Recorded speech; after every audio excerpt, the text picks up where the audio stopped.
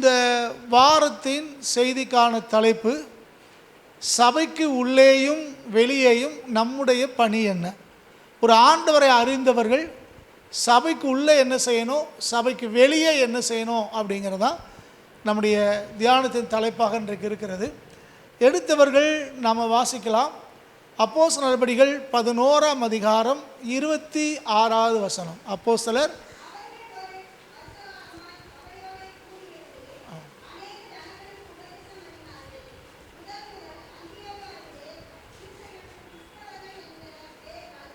சரி, சபைக்கு உள்ளே முதலாவது நம்முடைய பணி என்ன அப்படிங்கிறத கற்றுக்கொள்வதற்காக இந்த அப்போஸ்தலர் 11:26 நம்ம தெரிந்திருக்கிறோம்.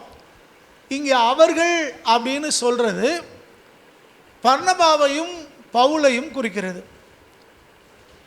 இந்த பவுலும் பர்னபாவும் ஒரு வருஷ காலம் சபையோட கூடி இருந்தார்கள் அப்படின்னு வாசிக்கிறோம்.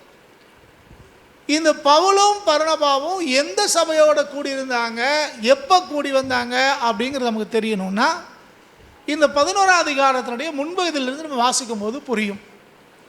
அன்றைக்கு ஸ்தேவானை கல்லெறிந்து கொன்று விட்டார்கள். நம்ம எல்லாருக்கும் தெரியும். அப்போஸ்தலர் 7ஆம் அதிகாரத்திலிருந்து இந்த செய்தியெல்லாம் நம்ம பார்க்குறோம். இப்படி அப்போஸ்தலராக இந்த ஸ்தேவான் அவர்கள் கல்லெறிஞ்சு கொல்லப்பட்டதுனாலே தேசத்திலே மிகப்பெரிய குழப்பம் உண்டாகிறது. ஆண்டவரை அறிந்திருந்த இஸ்ரவேல் ஜனங்கள் பல இடங்களுக்கு பயந்து ஓட ஆரம்பிக்கிறார்கள், செதறி போகிறார்கள். அப்படி செதறி போகும்போது பெரும்பான்மையான கூட்டத்தார் யூதர்கள் மத்தியிலே கிறிஸ்துவை அறிவிக்கிறார்கள். அதுக்கு நம்ம ஆதாரமாக நீங்கள் அப்படியே வாசிக்கலாம். இதே 11ஆம் அதிகாரம் 19-20 வாசிக்கும் போது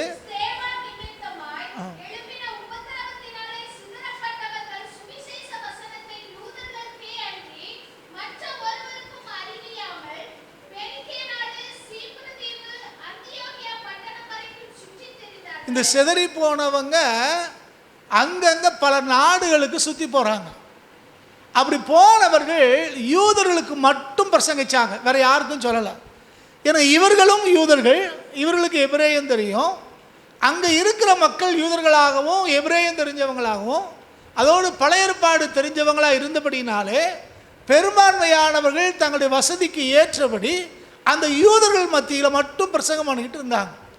ஆனால் 20ஆம் வசனம் சொல்லுகிறது, சீப்புருத்திவாரும்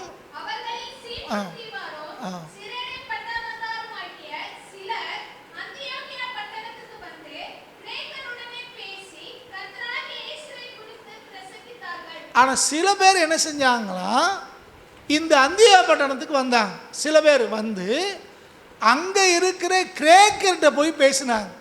அது யார் அப்படின்னு பார்த்தீங்கன்னா சீப்ரு தீவார், அதாவது சிரேனா பட்டணத்தை சேர்ந்தவர்கள். இந்த சீப்ரு தீவு அல்லது சிரேனா பட்டணம் அப்படின்னு சொல்லும்போது நமக்கு ஒருத்தர் ஞாபகத்துக்கு வரும். யார் இந்த ஊருக்காரர்? யார்? பவுல் எந்த ஊருக்காரரு?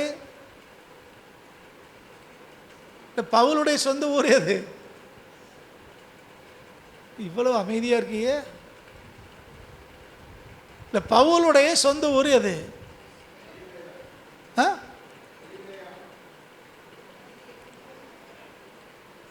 சரி, நீங்கள் போய் நீங்கள் படிச்சுட்டு வாங்க, அடுத்த வாரம் நம்ம கேட்கலாம், சரியா? இப்போ இந்த ஊருக்காரங்க, இந்த சீப்புருத்திவார் சிரேனா ஊரை சேர்ந்த அந்த பட்டணத்தார், அவங்க மாத்திரம் கிரேக்கர் மத்தியில் போகிறாங்க. கிரேக்கர்கிட்ட போய் அவங்களோட முதல்ல பேசுகிறாங்கன்னா பழகுறாங்க. அவங்களோட பழகுறதுக்கு பின்னால் அவர்களுக்கு சுவிசேஷத்தை அறிவிக்கிறார்கள். மற்றவங்களாம் யூதர்களை தேடி போகும்போது, வசதியான தம்முடைய சொந்த மக்களை தேடி போகும்போது, ஒரு கம்ஃபர்டபுள் ஜோனில் போய் ஆண்டவரை அறிவிக்கும் போது, இந்த சிரேனா பட்டணத்தார் மாத்திரம் அந்த கிரேக்கர்களை தேடி போய் அவங்களோட பேசி சம்பாஷணை பண்ணி பழகி அவர்கள் மத்தியிலே கிறிஸ்துவை பிரசங்கித்தார்கள். இதனால் இங்கே அந்தியோகியா பட்டணத்திலே சபை உருவாயிற்று. இந்த செய்தி எருசலேமில் இருக்கிற அப்போஸ்தலர்களுக்கு போகுது. புறஜாதியார் கற்றலை ஏற்றுக்கொண்டாங்க, கிரேக்கர்கள் ஆண்டவருக்குள்ளே வளர்றாங்க அப்படின்னு தெரிஞ்ச உடனே இந்த பர்னபாவை கூப்பிட்டு நீ போய் அந்த சபையை போய் கொஞ்சம் அதை கண்காணித்து அதுக்கு ஊழியம் செஞ்சு உதவி செய் என்று இந்த பர்னபாவை கேட்டுக்கொள்கிறார்கள். ஆதி அப்போஸ்தலர்கள் கேட்டுக்கொண்டபடினாலே இவர் கிளம்புறார். இப்படி கிளம்பும் போது அவருக்கு என்ன சொல்கிறாங்க, இது சபையை உருவாக்குனது யார்? சிரேனா பட்டணத்தார், சீப்புரு தீவார். இந்த செய்தியை கேட்ட மாத்திரத்தில் இந்த பர்னபா நேர பவுலை தேடி போகிறார். அப்படின்னா பவுலுக்கும் இந்த சபைக்கும் ஒரு தொடர்பு இருக்குது, இந்த மக்களுக்கும் ஒரு தொடர்பு இருக்குது இல்லையா? அதை நீங்கள் வீட்டில் படிச்சுட்டு வாங்கன்னு சொல்கிறேன். போய் அவரை கூப்பிட்டுக்கிட்டு 2 பேரும் சேர்ந்து இந்த அந்தியா பட்டணத்துக்கு வந்தாங்க.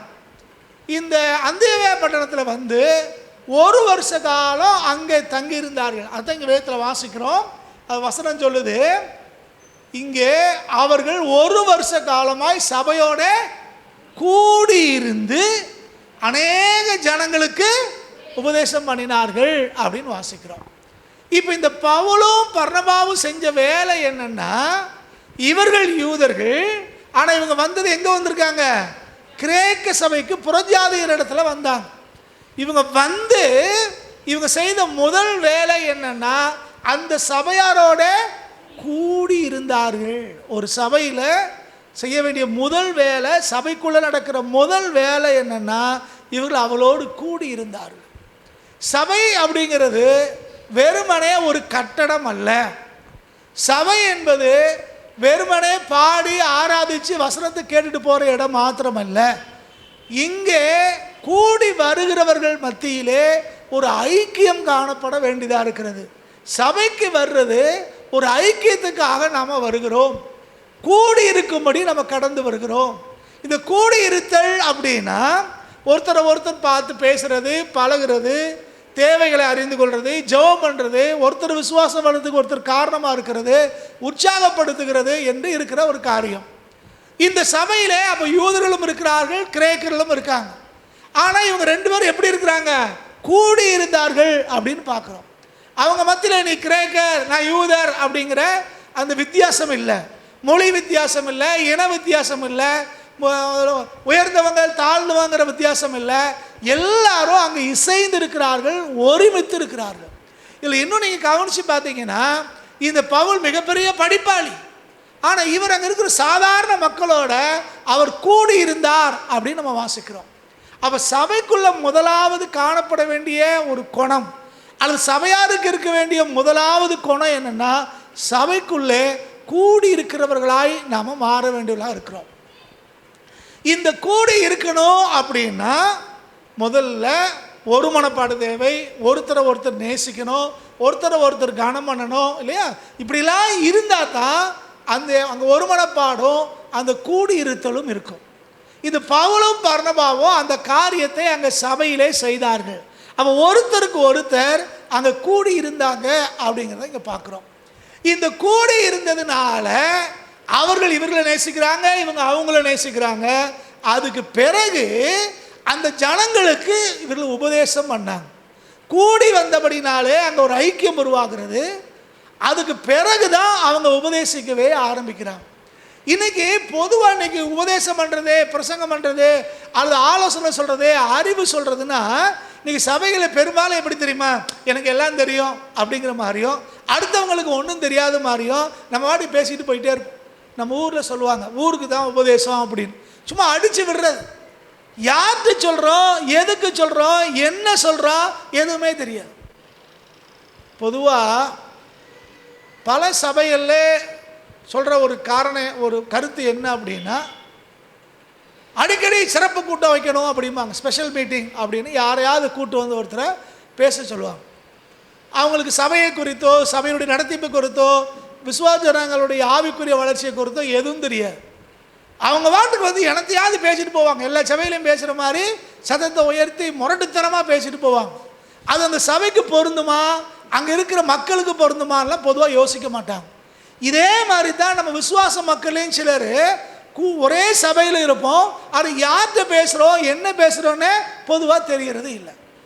பைபிளில் வாசிக்கிறோம், கரவலாடுகளை எப்படி நடத்தணுமா, மெதுவாக நடத்தணும்னு போட்டு. எல்லா ஆட்டையும் பற்றிட்டு போகிற மாதிரி கரவலாட்டையும் பற்ற முடியாது. ஏன்னா அது அப்போ தான் குட்டி போட்டிருக்கோம், அது மெதுவாக தான் நடக்கும். பால் கறக்கிற ஆட்டை மெதுவாக பற்றணும், விரட்டக்கூடாது. இந்த மாதிரி தான் விசுவாச மக்களில் எல்லாரும் ஒரே மாதிரி இருக்க மாட்டாங்க. அப்போ நம்ம கூடி வரும்போது தான் ஒவ்வொருத்தரை குறித்து நமக்கு புரியும். அவங்க யார், என்ன வேலை செய்கிறாங்க, என்ன பிரச்சனை, குடும்ப சூழ்நிலை எல்லாம் புரிந்து தான் நம்ம பேச வேண்டியதாக இருக்கிறது. ஒரு ஐயா சொன்னார், எங்களுக்கு 9 மணிக்கு ஆராதனை அப்படின்னு சொல்கிறோன்னா நாங்கள் 9:15 கதவையெல்லாம் பூட்டிடுவோன்னு.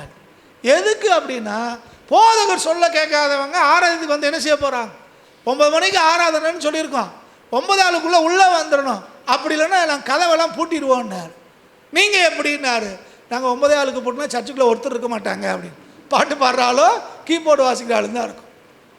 என்னாத்துமா சொல்கிற வரைக்கும் எங்கள் ஆளுங்க வருவாங்க அப்படின்னு. அது நம்ம வழக்கம் இல்லை. ஏன்னா நமக்கு தெரியும் யார் யாருக்கு என்ன கஷ்டம், என்ன பிரச்சனை நமக்கு தெரியும். ஒரு சிலர் வீட்டில் சமைச்சு வச்சுட்டு வரணும், இல்லை ஒரு சிலர் கணவனார் சொல்கிறத கேட்கணும், ஒரு சிலர் நடந்து வரணும், ஒரு சிலர் தூரத்துலேருந்து வரணும். பிரச்சனை நம்ம புரியுது. அதனால மற்றவங்க பேசுகிற மாதிரி நம்ம என்ன செய்ய முடியாது, பேச முடியாது. சூழ்நிலையை நம்ம புரிந்து கொள்ளணும்.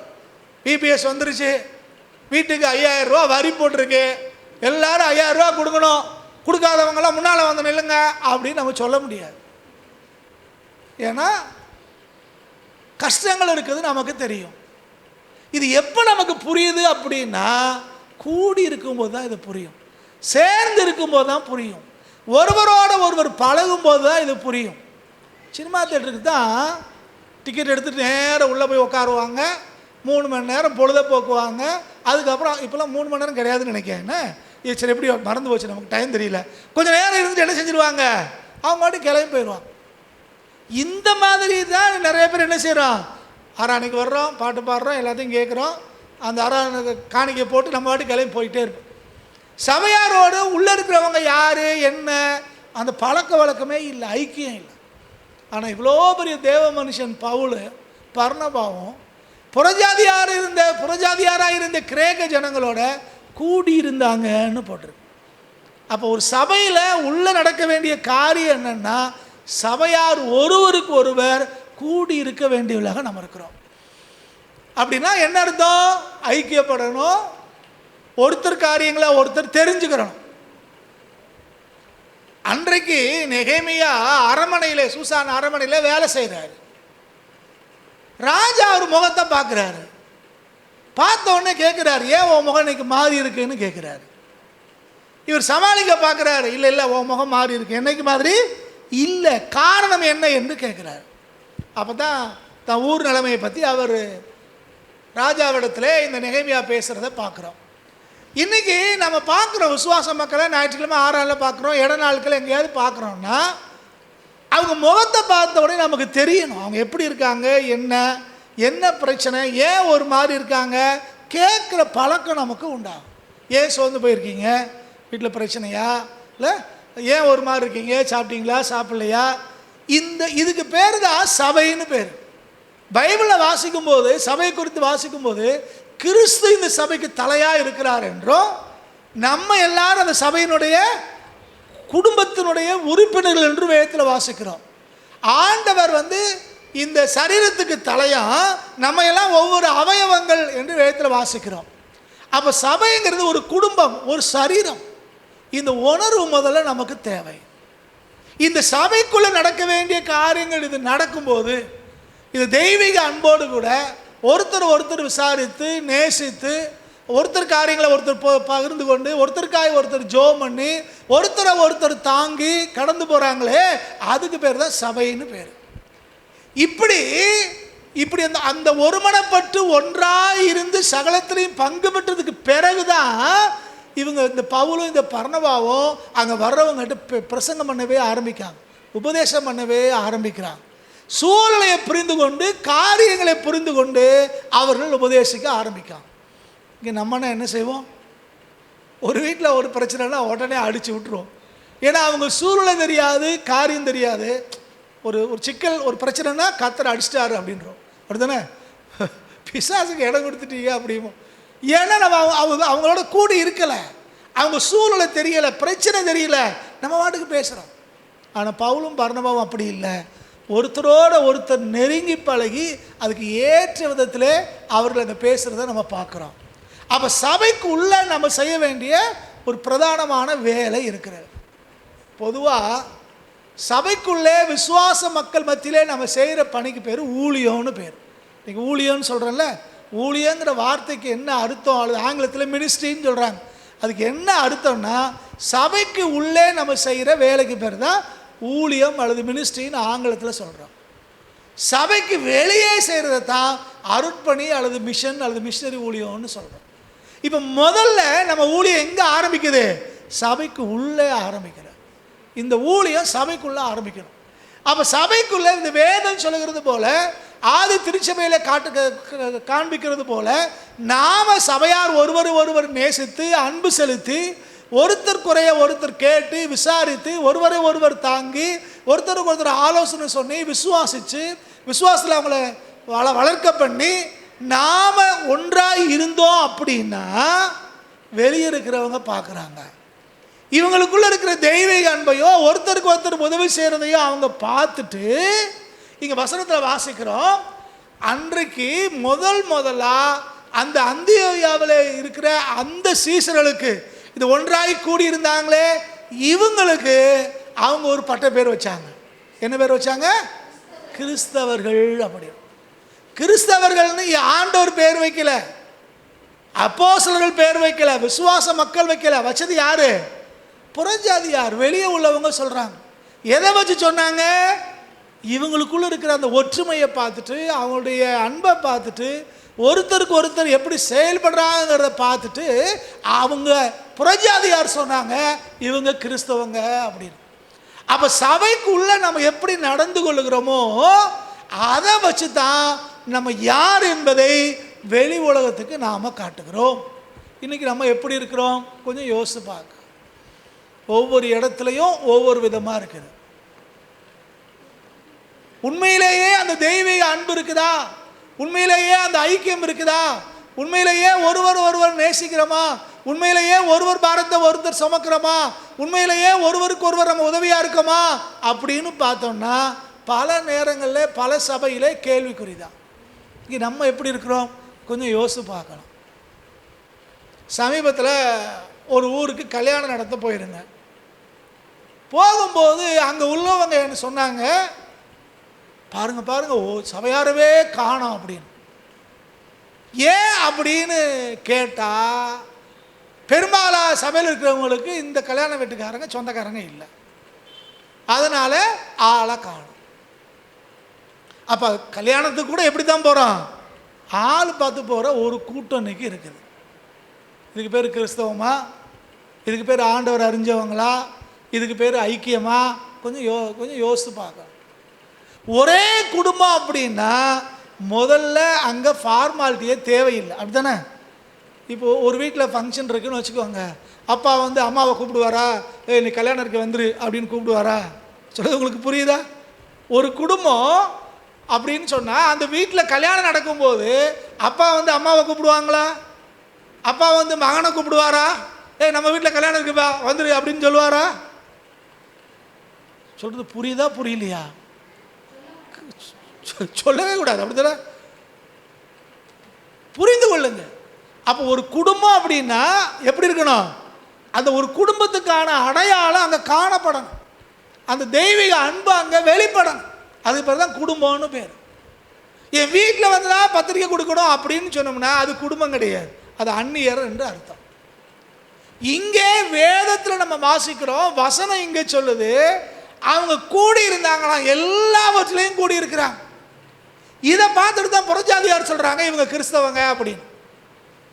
அப்போ நம்ம உண்மையிலேயே மற்றவங்க மத்தியில் கிறிஸ்தவங்க அப்படின்னு வெளிப்படுத்தி காட்டணும்னா நம்ம ஒருத்தருக்கு ஒருத்தர் அன்பு செலுத்தி ஒருவர் காரியத்தை ஒருவர் பொறுப்படுத்தி ஒருவரை ஒருவர் நேசித்து இல்லை ஒருத்தருக்கு ஒருத்தர் ஆலோசனை சொல்லி ஒருத்தரை ஒருத்தர் உற்சாகப்படுத்தி நம்ம காணப்பட்டோம் அப்படின்னா இந்த ஐக்கியத்துக்கு பேர் என்னது? குடும்பம் அல்லது சபை என்று பேர். நம்ம எப்படி இருக்கிறோம்னு கொஞ்சம் யோசித்து பார்க்கணும். பல இடங்களில் இன்றைக்கி இல்லை, பல இடங்களில் இது இல்லை.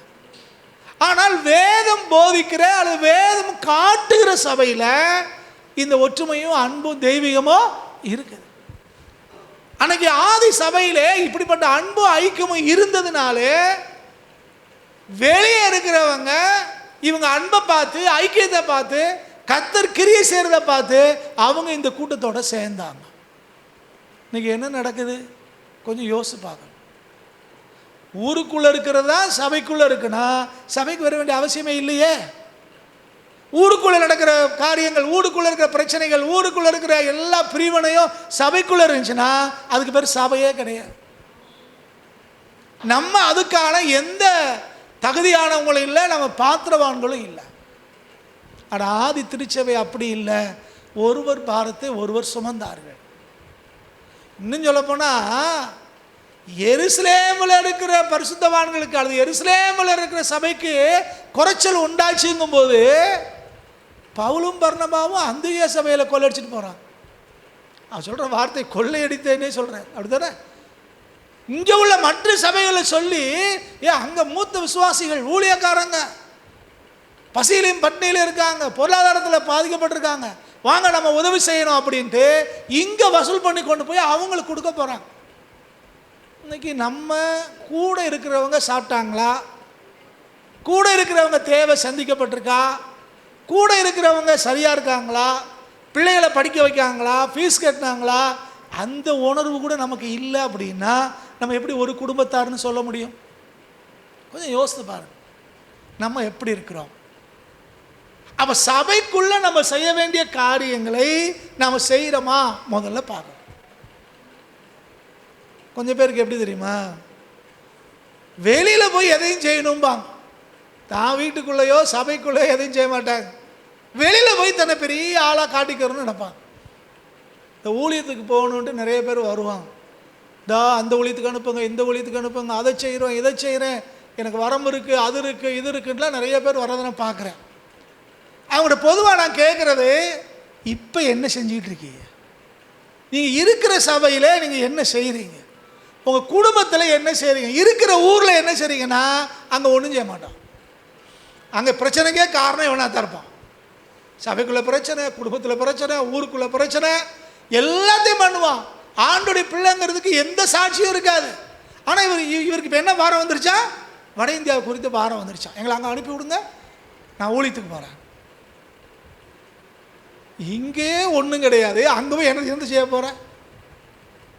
இந்த வட இந்திய ஊழியங்கள் நாசமாக போகிறதுக்கு காரணமே இவங்க தான். நிறையா பேர் இங்கே ஒன்றுமே இல்லை, சபைக்குள்ள ஐக்கியம் இல்லை, சபையாரோட ஐக்கியம் இல்லை, ஒரு அன்பு இல்லை, அரவணைப்பு இல்லை. ஆனால் அங்கே போய் சாதிக்க போகிறார். கவனம். உள்ளே நாம் எந்த அளவுக்கு ஐக்கியமாக இருக்கிறோம், அன்பாக இருக்கிறோம், அதை பொறுத்து தான் வெளியே நாம் கிரியை செய்ய முடியும். சரி, இதில் கவனிக்க வேண்டியது என்னென்னா, முதல்ல இந்த சபை அப்படிங்கிறது வெறும் வாரந்தோறும் கூடி வர்ற ஒரு கட்டடம் கிடையாது. இந்த சபைங்கிறது தேவனுடைய சரீரமாக இருக்கிறது. அழைக்கப்பட்ட தேவனுடைய பிள்ளைகள் எல்லாம் சேர்ந்து ஒருமித்து வந்து ஆண்டவரை உயர்த்தி ஆராதித்து கர்த்தருடைய வார்த்தையை கேட்டு வளர்ந்து வெளியே போய் பலன் கொடுக்கிற, கனி கொடுக்கிற, தேவ ராஜ்யத்தை கட்டுகிற ஒரு இடத்துக்கு தான் இந்த சபைன்னு பேர். இதில் தான் ஒரு தெய்வீக ஒரு ஐக்கியத்தை நம்ம பார்க்குறோம். இந்த கூடி வர்ற சபையில் தேவனால் தெரிந்து கொள்ளப்பட்ட மக்கள் கூடி வர்றதை கிரேக்கத்தில் கொய்னோனியாங்கிறாங்க. அந்த கொய்னோனியா அப்படின்னா ஒருத்தருக்கு ஒருத்தர் இருக்கிற அந்த தெய்வீக ஐக்கியம், அது தேவ அன்புனாலே கட்டப்படுகிற ஒரு ஐக்கியம், அது அங்கே இருக்கணும். இப்படி கடந்து வரும்போது ஒரு ஆவிக்குரிய ஒரு வளர்ச்சியை நம்ம பார்க்குறோம். அவங்க குணத்தில் ஒரு ஆவிக்குரிய ஒரு முதிர்ச்சியை நம்ம பார்க்குறோம்.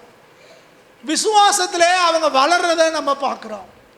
ஒருத்தருக்கு ஒருத்தர் உற்சாகமாக இருக்கிறதுல, ஒருத்தருக்கு ஒருத்தர் கணக்கு ஒப்புவிக்கிறதுல, ஒருத்தருக்கு ஒருத்தர் தெய்வீக அன்பில் வளர்றதை நம்ம பார்க்குறோம். இது சபைக்கு உள்ளே இருக்க வேண்டிய ஒரு காரியம். இந்த அன்பு, இந்த ஐக்கியம், இந்த அரவணைப்பு, இந்த ஒற்றுமை, இந்த ஒருமனப்பாடு, இதையெல்லாம் பார்த்துட்டு தான் இந்த இந்த அனுபவத்துக்குள்ள இருக்கிற இந்த மக்களை வெளியே இருக்கிறவங்க கிறிஸ்தவங்கன்னு சொல்றாங்க. யாரை கிறிஸ்தவங்கன்னு சொன்னாங்க? எனக்கு வசனம் சொல்லுது, இந்த பவுலும் பர்னபாவும் வந்து சபையாரோட கூடியிருந்து அநேகருக்கு அவங்க உபதேசித்தார்கள். சீசர்கள், வசனத்தை கேட்டு வளர்ந்த சீசர்கள் அங்க இருந்தாங்க. அந்த சீசர்களுக்கு பேர் என்னது? கிறிஸ்தவர்கள். சீசர்கள் அப்படிங்கிறவங்க வேற, விசுவாசிகள் அப்படிங்கிறவங்க வேற. பல முறை நம்ம தியானிச்சிருக்கிறோம் இதை. விசுவாசினா என்ன? இயேசு கிறிஸ்துவை தெய்வமாக ஏற்றுக்கொண்டவங்க, ஆண்டவரை நம்புறவங்க எல்லாரும் யாரு? விசுவாசி. நம்ம எதுக்கு சபைக்கு வர்றோம்? எதுக்கு ஆண்டவரை விசுவாசிக்கிறோம்? அவர் போதும், அவர் நன்மை செய்வார், அவர் வியாதியை நீக்குவார், தரித்திரத்தை மாற்றுவார், எதிர்காலத்தை அமைச்சு கொடுப்பார். இதெல்லாம் ஆண்டவர் மேலே வச்சிருக்கிற விசுவாசம். பிசாசுங்க கூட என்ன செய்யுது? இப்படி தான் விசுவாசிக்குது. ஆண்டவர் தேவகுமாரன், அவர் ஜீவன் உள்ளவர், காலத்துக்கு முன்னவே நம்மளை துரத்த வந்துட்டாரோ அப்படின்னு புலம்புது. ஆண்டவர் மேலே பிசாசுக்கும் என்ன இருக்குது? விசுவாசமும் நம்பிக்கையும் இருக்குது. அப்போ நமக்கும் பிசாசுக்கும் என்ன வித்தியாசம் இருக்குது? பிசாசும் யார் தான்? விசுவாசி தான். நம்மளும் யார் தான்? விசுவாசி. ஆனால் இங்கே ஆண்டவர் அந்த சாதாரண விசுவாசியாக நம்மளை இருக்க சொல்ல, அதுக்கு அடுத்தபடியாக சீசர்களாய் மாறும்படி தேவன் நம்மை அழைக்கிறார். சீசர்னா யாரு? இயேசு கிறிஸ்து தெய்வமாக ஏற்றுக்கொண்டு ஞானஸ்தானம் பெற்று வாழ்க்கை மாறினவங்க. பேச்சில், செய்கையில், நடத்தையில், பழக்க வழக்கத்தில், சகலத்திலையும் ஒரு மாற்றம் உள்ளவர்கள். ஒருவன் கிறிஸ்துக்குள்ள இருந்தால் அவன் புது சிருஷ்டியா இருக்கிறான். அது என் சுபாவங்க, அது என் பழக்கங்க, அதை மாற்ற முடியாது, இதை மாற்ற முடியாதெல்லாம் இல்லை. கிறிஸ்துக்குள்ள வந்தாச்சுன்னா எல்லாமே என்ன செய்யணும்? மாறணும். வாழ்க்கையில் எல்லாம் மாறணும்.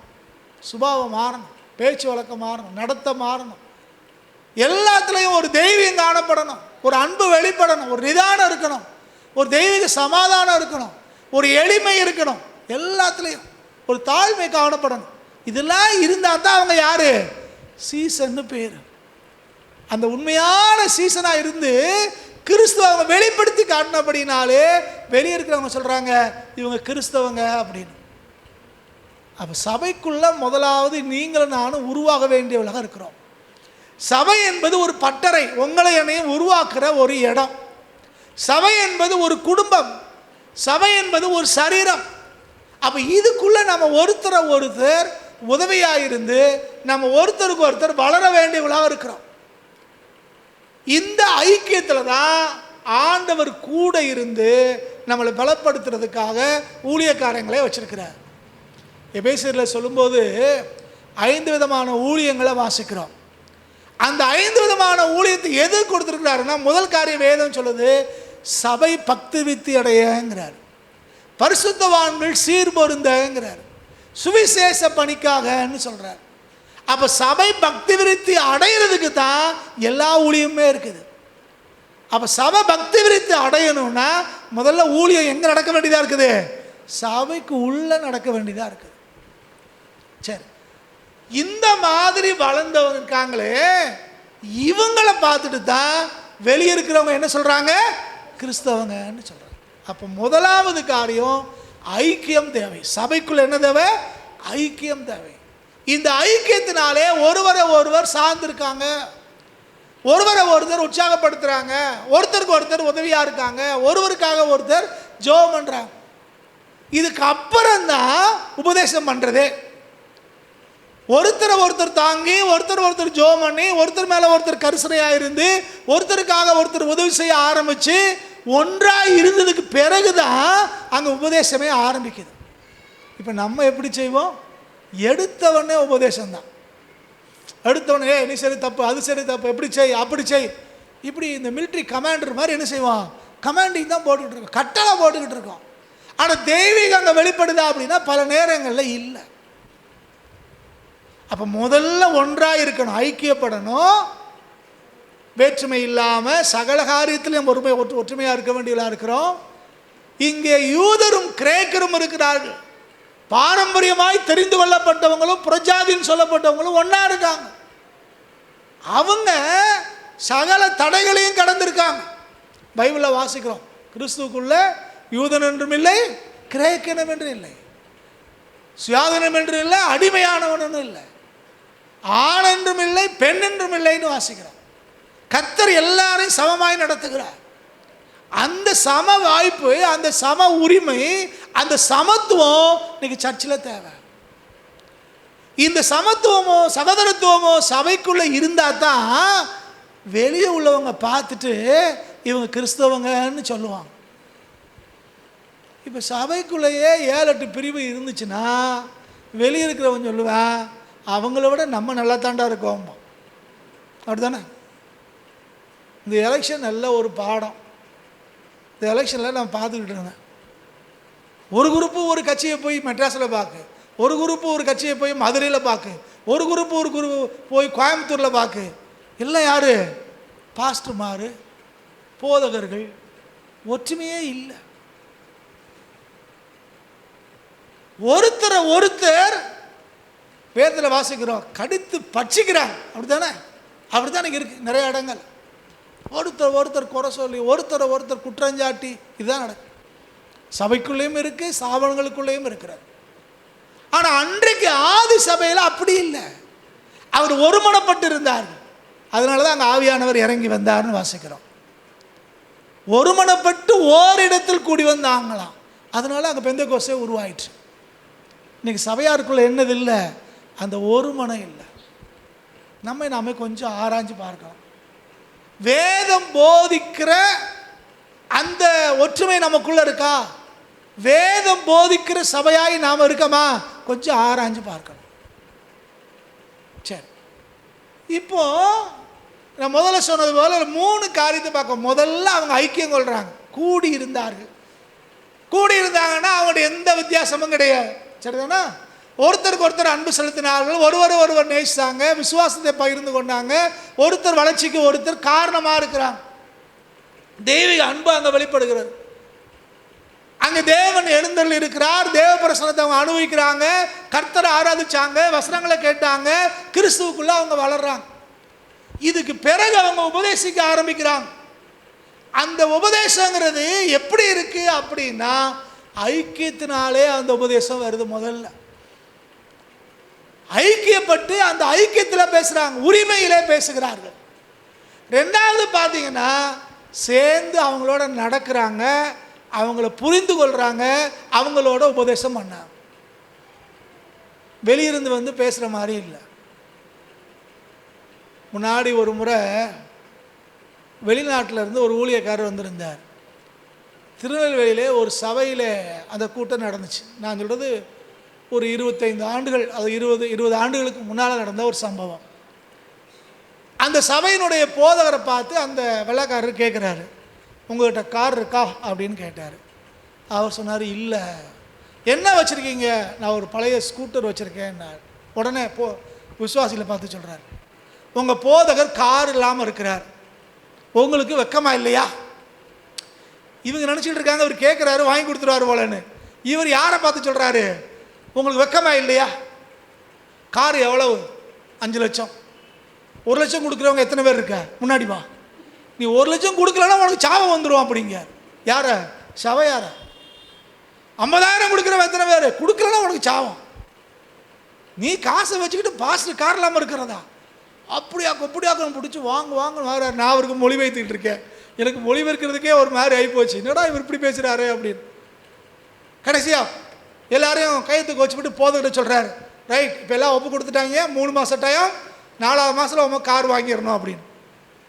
அவரும் சரின்ட்டார். யார்? போதகர். ஏன்னா அவருக்கு தான் தெரியும் விசுவாசி நிலைமை. 3 மாதம் ஆச்சு, 3 வருஷம் ஆச்சு, காரே வரல. இருந்தால் தானே கொடுப்பாங்க. சொல்கிறது உங்களுக்கு புரியுதா? அப்போ வெளியிருந்து வர்றவங்க, ஐக்கியப்படாதவங்க, கூடி இருக்காதவங்க வாய்க்கு வந்ததெல்லாம் பேசிட்டு போயிடுவாங்க.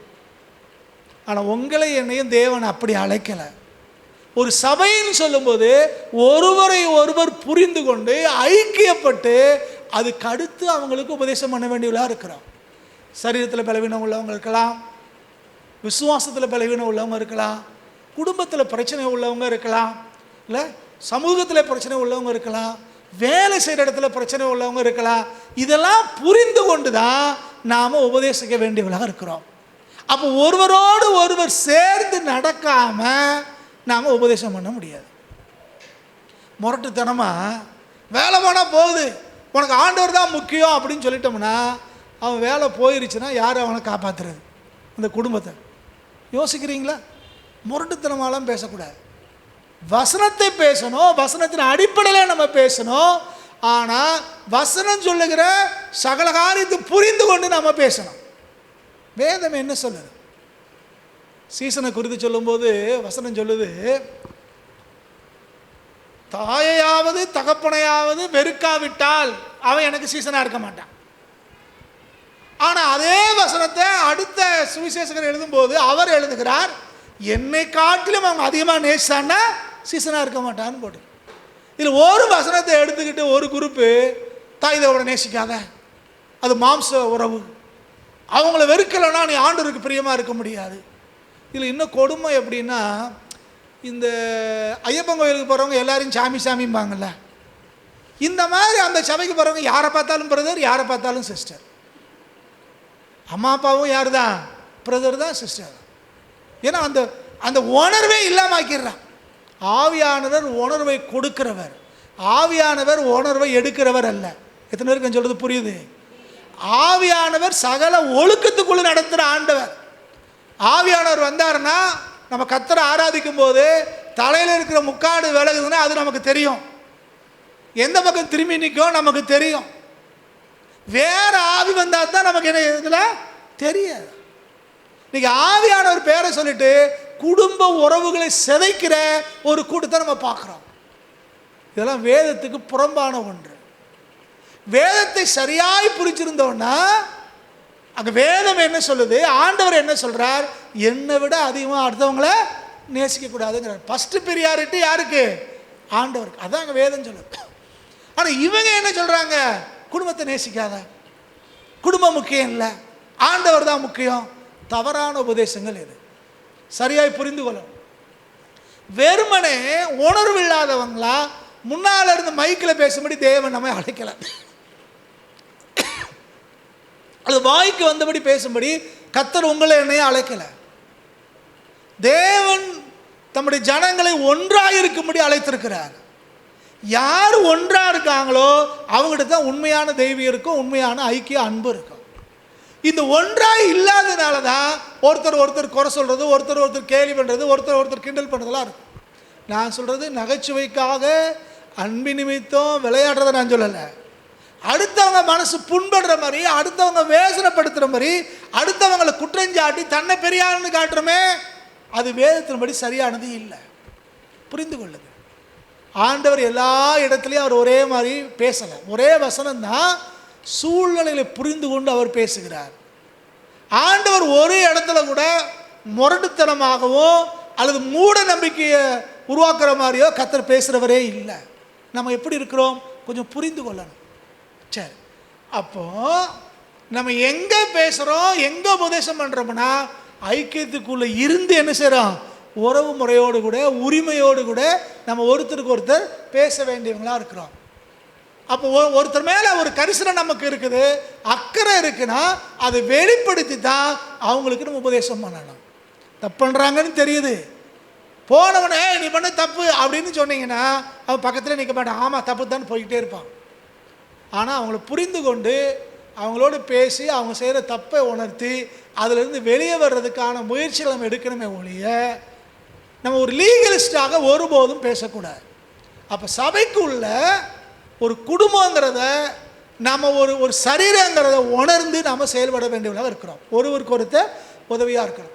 சரி, இப்படி இருக்கிறதுனால தான் மற்றவங்க நம்மளை பார்த்தா என்ன சொல்லுவாங்க, கிறிஸ்தவங்கன்னு சொல்லுவாங்க. இது உள்ளே இருக்க வேண்டிய காரியம்.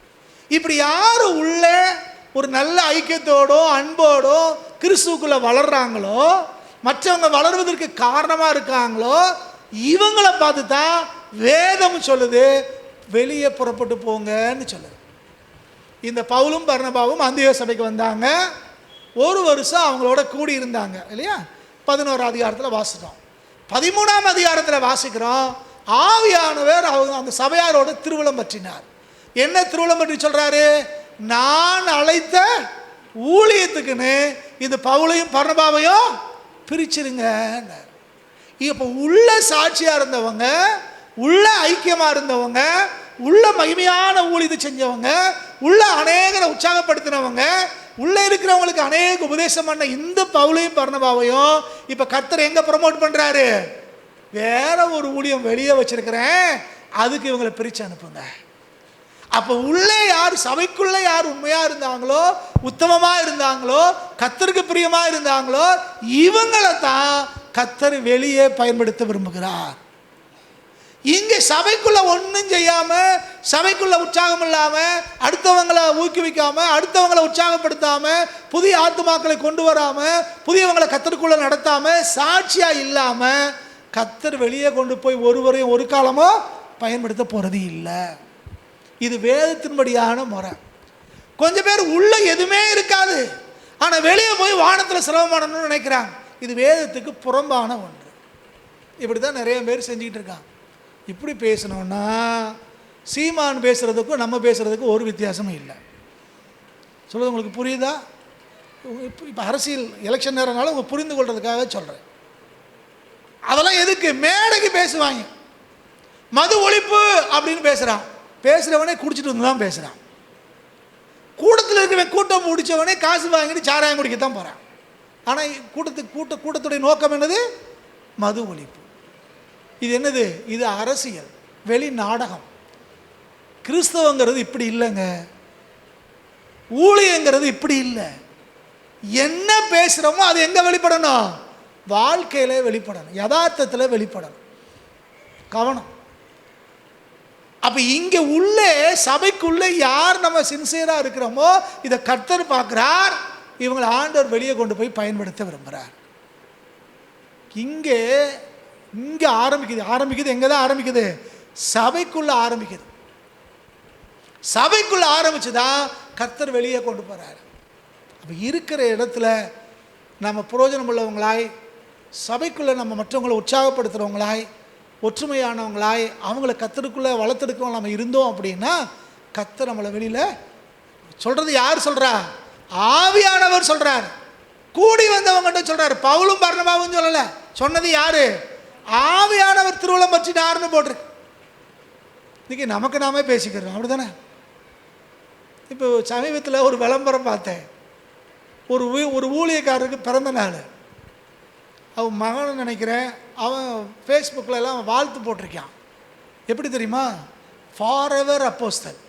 ஃபார் எவர் அப்போஸ்தலர் அர்த்தம் நித்திய அப்போஸ்தலர் பட்டம். அப்பாவுக்கு யார் போட்டிருக்கா? மகன் நித்திய அப்போஸ்தலர். நித்திய பிதான்னு போடாம விட்டான்.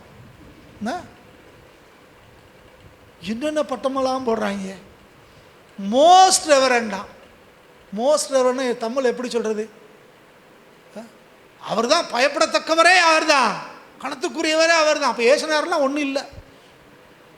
பேயை விட பெரிய பேய் இது. கவனம். இதெல்லாம் அவங்களுக்கு அவங்களே தற்புகழ்ச்சி.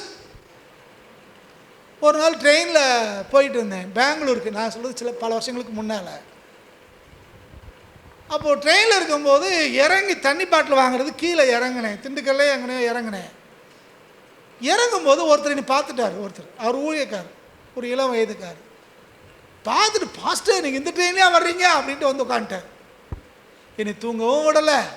காலையில் வரைக்கும் பேசிக்கிட்டே தான் வந்தார்.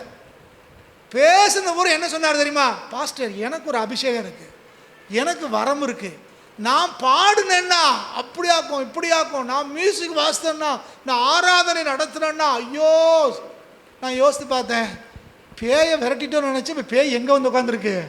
நம்ம கூடயே வந்து உட்காந்து பக்கத்துலேயே உட்காந்துக்கிருச்சே. இது தூங்கவே விடாது போல இருக்கே. காலையில் போய் எப்படி பிரசங்கம் பண்ணுறதுன்னு தெரியலையே அப்படின்னு. காலையில் ஒரு மூத்த போதும், ஐயா இன்னார் வந்துட்டா ஐயா, அப்படி வந்துட்டு இப்படி பேசினாங்க, வந்து உட்காந்துட்டு தூங்க விடலையான்னு. உடனே அவர் சொன்னார், தற்பெருமை அடிச்சிருப்பானே அப்படின்னார். ஐயா திண்டுக்கல்லிருந்து பெங்களூர் வரைக்கும் என்னை தூங்க விடலை ஐயா, கடைசியாக ஒன்று சொல்லியிருப்பானே அப்படின்னார். என்னென்ன என்னை வச்சு கூட்ட வைங்கன்னு சொல்லியிருப்பானே அப்படின்னார். ஆமாயா அப்படின்னு என்கிட்ட. அதே மாதிரி என்னை வச்சு ஒரு 3 நாள் கன்வென்ஷன் வைங்க பாஸ்டர். நான் சொன்னேன், உன்னை விட எங்கள் விசுவாசி நல்லா பாடுவாங்கப்பா, உன்னை விட எங்கள் விசுவாசி நல்லா பிரசங்கம் பண்ணுவாங்கப்பா, இப்படி சொல்லி தான் சமாளிக்க வேண்டியதாக இருக்கு. கவனம். தற்பெருமை பேசி இல்லை, இங்க பேசுறது யார் பேசுறா? ஆவியானவர் பேசுறார். அப்ப உள்ளே சரியா இருந்தா ஆவியானவரே நம்மளை என்ன செய்வார்? வெளியே கொண்டு போய் பயன்படுத்துவார். சில பேர், சில ஊழியக்காரங்க வருவாங்க, எங்களை எங்கேயாவது வெளிநாட்டுக்கு அனுப்பி விடுவீங்களே அப்படிமா.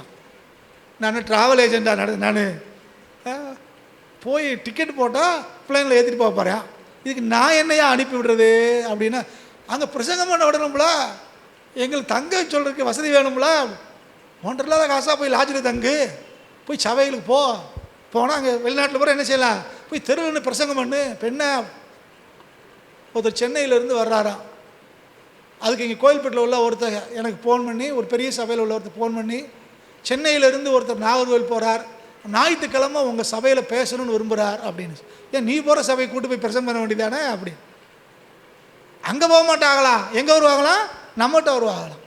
என்னன்னு கேட்டால் கோயில்பட்டி குறித்த பாரமா.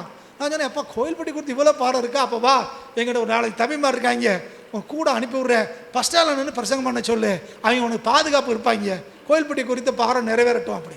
அங்கெல்லாம் போக மாட்டாங்களாம், எங்கே தான் வருவாங்களாம், வந்து மைக் பிடிக்க தான் வருவாங்க. இதெல்லாம் சும்மா நாடகங்க, நடிப்பு, தொழில் ரீதியாக செய்கிறது. இதுக்கு நமக்கும் சம்மதமே இல்லை. எத்தனை பேருக்கு புரியுது? புரிந்து கொள்ளுங்க. கர்த்தர் உங்களை என்னைய அழைச்சது, தெரிந்து கொண்டது சபைக்குள்ளே இருந்து வளரும்படி, ஐக்கியத்தில் வளரும்படி, அன்பிலே வளரும்படி, உபதேசத்தில் வளரும்படி, சகல காரியத்திலும் வளரணுங்கிறதுக்காகத்தான் கர்த்தர் நம்மளை ஐக்கியப்படுத்திருக்கிறார். ஒன்றாய் இருக்கும்படி தேவன் நம்மை அழைச்சிருக்கிறார். இந்த யார் ஒன்றாக இருக்காங்களோ, யார் வளர்ந்துருக்காங்களோ, இவர்களை கர்த்தர் அவரே வெளியே கொண்டு போய் பயன்படுத்துகிறார்.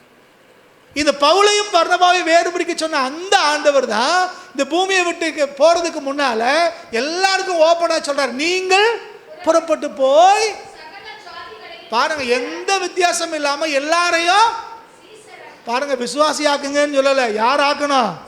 சீசர் ஆக்கணும். நீ சபை பூரா விசுவாசியாக தான் கிடைக்கும், 199.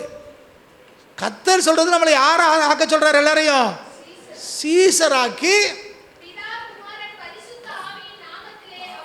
அவருக்கு கொடுத்து, அதுக்கப்புறம் எல்லா உபதேசங்களையும் கை கொள்ளும்படி அவங்களுக்கு உபதேசம் பண்ணுங்க.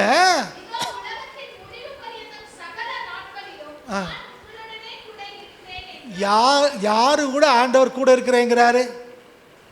சர்ச்சுக்குள்ளே இருந்து வெளியே போய் மற்றவர்களுக்கு இயேசுவை அறிவித்து அவர்களை சீசராக்கி சபைக்குள்ளே கொண்டு வந்து ஞானஸ்நானம் கொடுத்து அவங்களை தொடர்ந்து உபதேசிக்கும்படி யார் காரணமாக இருக்காங்களோ அவங்களோட கர்த்தர் கூட இருக்கிறேங்கிறார்.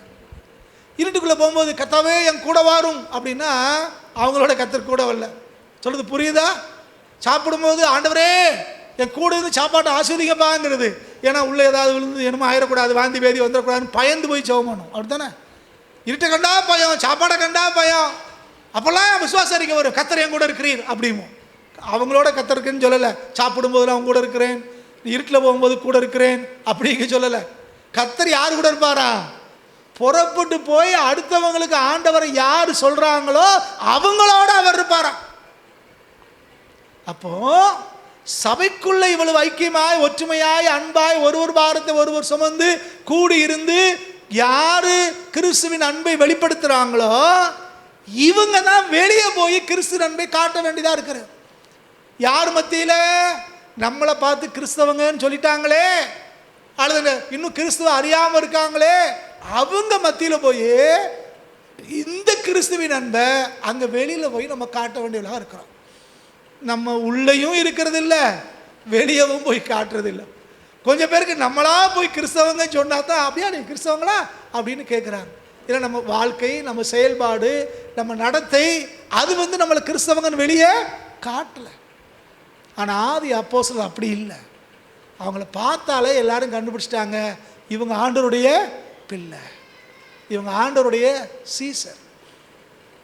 ஆளை பார்த்தாலே என்ன செய்யுது? இவங்க கர்த்தருடைய பிள்ளைன்னு தெரியணும். நம்ம ஊரோட ஒத்து போனோம்னா உலகத்தார் செய்கிறதையே நம்மளும் செஞ்சுக்கிட்டு இருந்தா நம்மளை எப்படி ஏற்றுக்குவாங்க? சில பேருக்கு என்ன பேசுகிறோன்னே தெரியல, என்ன செய்கிறதுனே நமக்கு தெரியல.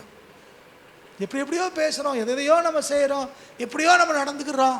ஆனால் நம்ம கிறிஸ்துக்குள்ளே இருக்கோம், நம்ம நினச்சிக்கிட்டு இருக்கோம். ஆனால் வேத நேர்மாறான ஒன்றை நமக்கு இங்கே போதிக்கிறத பார்க்குறோம்.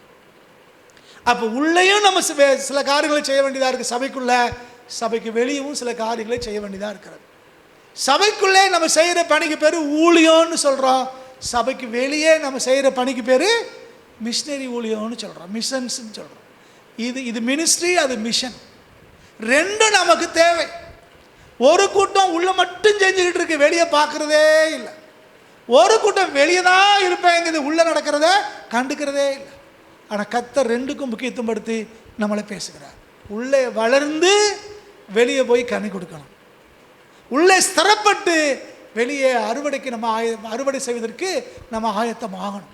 ரெண்டையுமே இன்றைக்கி ஆண்டவர் நம்மகிட்ட எதிர்பார்க்குறார். இன்றைக்கி நம்ம எப்படி இருக்கிறோம் கொஞ்சம் ஆராய்ஞ்சு பாருங்கள்.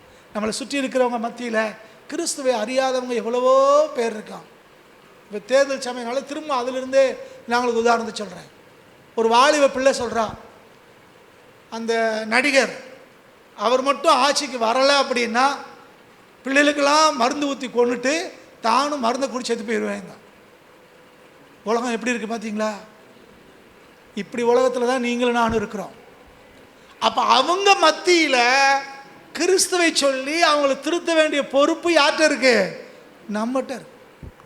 ஆதி திருச்சபை எடுத்துக்கொண்டீங்கன்னா, ஆதி நாட்களில் கணவன் இறந்துட்டா மனைவியும் கூட வச்சு எரிச்சாங்க. வில்லியம் கேரின்னு ஒரு தேவ மனுஷன் அதை தடுத்து நிறுத்துறதுக்காக ஒரு பெரிய புரட்சிகளையே உருவாக்கினார். ராஜாராம் போன்ற எழுப்பி விட்டார், நிறைய பிரசங்கங்களை பண்ணார். சின்ன பிள்ளைங்க திருமணத்தை தடுத்து நிறுத்தினார். நம்ம ஊரில் நாங்குநேரி பகுதிகளில், இந்த கன்னியாகுமரி டிஸ்ட்ரிக்ட் அந்த ஏரியாவில், தென் திருநெல்வேலி மாவட்டங்களில் பொம்பளை பிள்ளை பிறந்துட்டா நாங்குநேரில் தேர் ஓடும்போது பிள்ளையை கொண்டு தேர் சக்கரத்தில் போட்டு கொண்டுருவான். ஏமி கார்மைக்கேல் வந்து அந்த பிள்ளைகளை தத்தெடுத்து வளர்த்தான். பெண்கள் மேலனியே போடக்கூடாது, ட்ரெஸ்ஸே போடக்கூடாதுன்னு இருந்தபோது அதை எதிர்த்து போரிட்டது யார்? மிஷினரி மாறு, சபை. ஆனால் இன்றைக்கி ஊருக்குள்ளே இவ்வளவு நடக்குது, நம்ம பார்த்துட்டு பேசாமல் தோத்திரம் பண்ணிக்கிட்டு இருக்கோம். நம்மளால் ஏதாவது மாற்றம் வந்திருக்கா சமூகத்தில்? நம்மளால் மக்கள் மத்தியில் ஏதாவது மாற்றம் வந்திருக்கா? நம்ம விசுவாசத்தினாலே மற்றவங்களை திருந்துறதுக்கு ஏதாவது நம்ம வாய்ப்பை உண்டாக்கி கொடுத்துருக்கோமா? ஏதாவது நம்ம தப்பு சரிங்கிறத சொல்லியிருக்கோமா? கொஞ்சம் யோசிச்சு பார்க்க. கர்த்தர் நீங்களும் நானும் வெளியே செய்ய வேண்டிய ஒரு வேலையை நமக்காய் வைத்திருக்கிறார். இந்த அளவுக்கு சமூகம் சீர்கெட்டு கிடக்கு அப்படின்னா நம்ம செய்ய வேண்டிய வேலையை நம்ம சரியாக செய்யலைன்னு அர்த்தம். குடிச்சிட்டு வந்து ஒரு குடியார பைய மேடையில் நின்றுட்டு பிரசங்கம் பண்ணிட்டு இருக்கான். நான் சொல்கிறது கிறிஸ்தவ மேடையில், அரசியல் மேடை, கிறிஸ்தவ மேடையிலையும் வந்துட்டாங்க. கிறிஸ்தவ கல்யாணத்தில் குடிச்சிட்டு வந்து பாட்டு ஆராய்ச்சி நடத்திக்கிட்டு இருக்கான். அப்புறம் அவனை எங்கே சொல்ல? யோசித்து பாருங்க. அப்போ நம்ம இன்னும் செய்ய வேண்டிய வேலையை நம்ம இன்னும் செய்யலை. வெளியே செய்ய வேண்டிய வேலையை செய்யலை. உள்ளேயும் உருப்படலை, வெளியவும் நம்ம வேலையை செய்யலை. அப்போ இன்றைக்கி கர்த்தர் நம்மகிட்ட ஒரு பெரிய கேள்வி நமக்கு முன்னால் வைக்கிறார். நீங்களும் நானும் ஆண்டவர் அறிஞ்சிருக்கிறோம் அப்படின்னா முதல்ல உள்ளே நாம் வளர வேண்டும். வேதம் போதிக்கிற அந்த குணாதிசயங்கள் நம்ம வாழ்க்கையில் காணப்பட்டு சபையிலே நம்ம ஐக்கியத்தில் சரியாக இருந்து அந்த கூடி இருந்து ஒருத்தருக்கு ஒருத்தர் நம்ம உற்சாகப்படுத்தி பலப்படுத்தி கிறிஸ்துவுக்குள்ளே ஒருவரை ஒருவர் கட்டி எழுப்ப வேண்டியதாக இருக்கிறோம். அப்படி கட்டி எழுப்புகிற அந்த பணியில் நம்ம சரியாய் செய்யும்போது தான் கர்த்தர் வெளியவும் நம்மளை பயன்படுத்துகிறார். இந்த சீரழிந்து இருக்கிற, உருக்குலைந்து இருக்கிற, கேவலமான பாதாளத்தை நோக்கி ஓடிக்கொண்டிருக்கிற இந்த உலகத்தில் நீங்களும் நானும் ஒரு வெளிச்சமாய் உப்பாய் இருந்து கிறிஸ்துவை அவர்களுக்கு காட்டி தேவ ராஜ்யத்தை அவன் மத்தியில் கட்டி எழுப்பணுங்கிறது தேவனுடைய எதிர்பார்ப்பாய், தேவனுடைய திட்டமாய், தேவனுடைய அழைப்பாய் இருக்கிறது. ஆகவே நம்ம சபைக்குள்ளே செய்ய வேண்டிய வேலையும் செய்யணும், வெளியே செய்ய வேண்டிய வேலையும் செய்யணும். இதுக்கு தான் கர்த்தர் உங்களை என்னை அழைச்சிருக்கிறார். நம்ம நாம கொஞ்சம் ஆராய்ச்சி பார்ப்போமா? எல்லாரும் அப்படி எழுந்து நிற்கலாம். கர்த்தருடைய முகத்தை நோக்கி பார்ப்போம். தேவன் நம்ம எதுக்காய் தெரிந்து கொண்டாரோ அந்த நோக்கத்தை நம்ம நிறைவேற்றுகிறோமா? சபைக்குள்ளே நம்ம சரியாக இருக்கிறோமா? கர்த்தர் நம்ம சபை கொண்டு வந்ததுக்கான நோக்கம் நிறைவேறி இருக்குதா? நம்ம ஒருத்தருக்கு ஒருத்தர் அன்பாய், ஐக்கியமாய், அரவணைப்பாய், ஆறுதலாய், தேறுதலாய், ஒருவர் உற்சாகப்படுத்தி கிறிஸ்துவுக்குள்ளே கட்டப்படுவதற்கு நம்ம காரணமாக இருக்கிறோமா? அதே போல் வெளி உலகத்திலே கிறிஸ்துவை காட்டி உன்னுடைய சோர்வுக்கு, உன்னுடைய பின்மாற்றத்திற்கு, உன்னுடைய அலக்களிப்புக்கு, உன்னுடைய கண்ணீருக்கு, உன்னுடைய பின்மாற்றத்துக்கு எல்லாவற்றுக்கும் ஒரு வழி இருக்கிறது, அது இயேசுன்னு சொல்லி காட்டுவதற்கு நம்ம இன்னைக்கு ஆயத்தமாக இருக்கோமா?